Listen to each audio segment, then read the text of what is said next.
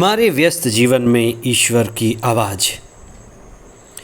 मोटापा कम करने के लिए या वज़न घटाने के लिए खाना नहीं खाना या कम खाना उपवास नहीं है। बीमारी के कारण या यात्रा करते हुए या किसी भी कारण से खाना नहीं खा पाना उपवास नहीं है। उपवास वह है जो हमें आत्मा से जोड़ता है। उपवास ईश्वर के पास बैठना, ईश्वर की संगति में होना और खाने पीने से भी ज़्यादा ईश्वर को पहला स्थान देना उपवास है। उपवास आत्मा और चेतना को जगाती है। 13वां सामान्य सप्ताह 6 जुलाई 2024 शनिवार। पहला पाठ नबी आमोस का ग्रंथ अध्याय 9 पद संख्याएं 11 से 15 और संत मत्ती का सुसमाचार अध्याय 9 पद संख्याएं 14 से 17 तक। आज आध्यात्म का बड़ा महत्वपूर्ण सवाल उठाया गया है। क्या उपवास जरूरी है? उपवास की आवश्यकता कब है? किससे उपवास करना चाहिए? क्यों उपवास करें? अगर उपवास कर रहे हैं तो कैसे जानें कि उसका अच्छा परिणाम मिल रहा है? यहूदी और योहन के शिष्य ईसा और उनके शिष्यों के पास आए और उन्होंने एक सवाल पूछा कि योहन के शिष्य और यहूदी उपवास करते हैं, लगातार उपवास करते हैं, लेकिन ईसा के शिष्य, ईसा का समुदाय उपवास नहीं करता। वे खाते हैं, पीते हैं, आनंदित रहते हैं, गाते बजाते हैं। आखिर यहूदियों और योहन के शिष्यों को उपवास क्यों करना पड़ रहा था? वे उपवास तो कर रहे थे, लेकिन उन्हें यह पता नहीं कि वे असल में उपवास क्यों कर रहे थे। कारण यह था कि वे गुलाम थे। वहाँ रोमियों का शासन था और वे मुक्तिदाता के आने की प्रतीक्षा कर रहे थे। नबियों ने जो बात कही थी कि ईश्वर मुक्तिदाता भेजने वाला था, उसका समय पूरा हो रहा था। इसलिए वे उपवास करते हुए प्रार्थना कर रहे थे और उनकी प्रार्थना में एक वाक्य था, मारा नाथा, कम लॉर्ड जीसस कम, आइए प्रभु आइए। इसलिए उनके उपवास का मूल उद्देश्य था कि ईश्वर उनके बीच आने वाले हैं, लेकिन उन्हें ये पता नहीं था कि वे कैसे आएंगे, उनका रूप कैसा होगा। उनको एक नाम दिया गया था, इम्मानुएल उसका नाम होगा, और वो समय पूरा हो चुका था। ईसा उनके बीच थे।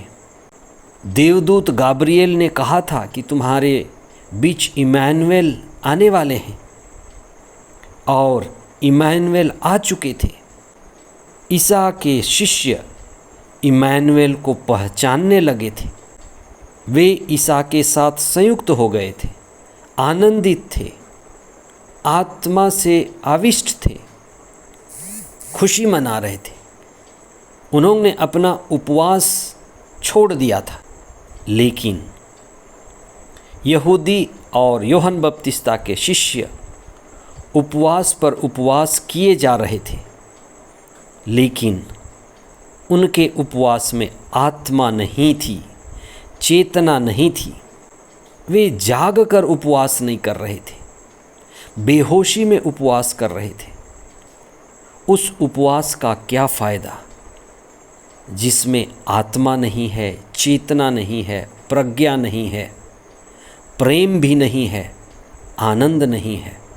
इसीलिए ईसा ने कहा कि मेरे शिष्य उपवास नहीं कर सकते क्योंकि वे आनंदित हैं, वे आत्मा से भरे हुए हैं, वे नई मस्कों की तरह हैं।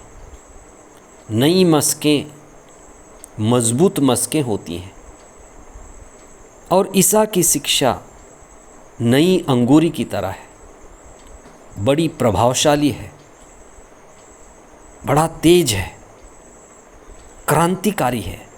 सबों से प्रेम करो, सबों को क्षमा दे दो, ईश्वर तुम्हारा पिता है।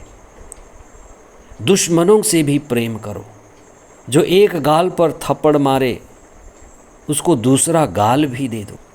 ये शिक्षा अति प्रभावशाली क्रांतिकारी शिक्षा है।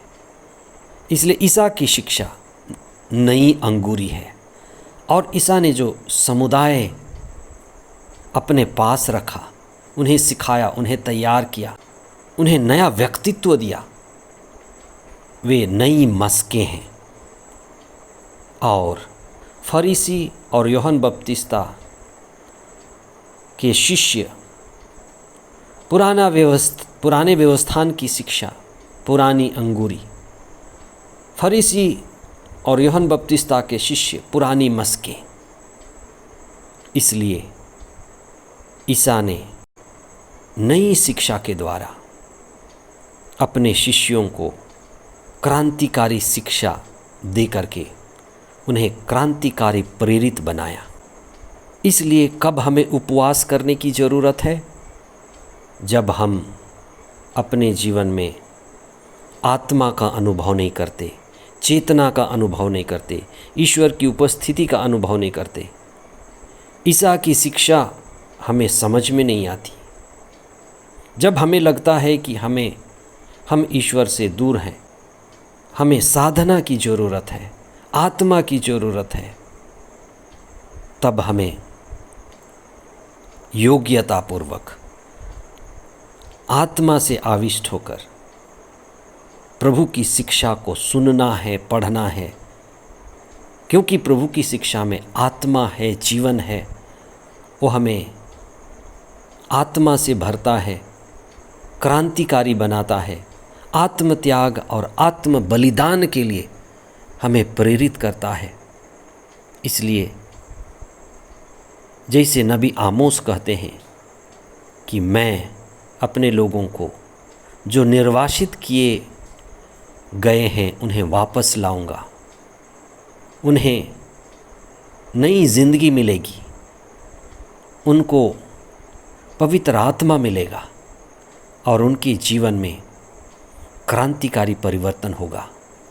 इसलिए हम अपने जीवन में उन संसाधनों का उपयोग करें, संस्कार का, उपवास का, परहेज का, प्रभु की शिक्षा का, धर्मशास्त्रों का, मौन होकर के, कि हम आत्मा पूर्ण होकर के जीवन बिताएं।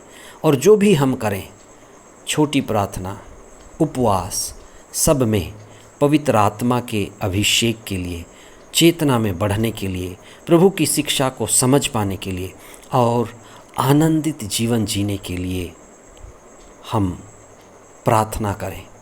हम उदासी, निराशा और बेचैनी में जीने के लिए नहीं बने हैं। हम ईश्वर के आनंद में सहभागी होकर जीने के लिए बने हैं। यही मुक्ति का मार्ग है और यही आनंद का मार्ग है। आमीन।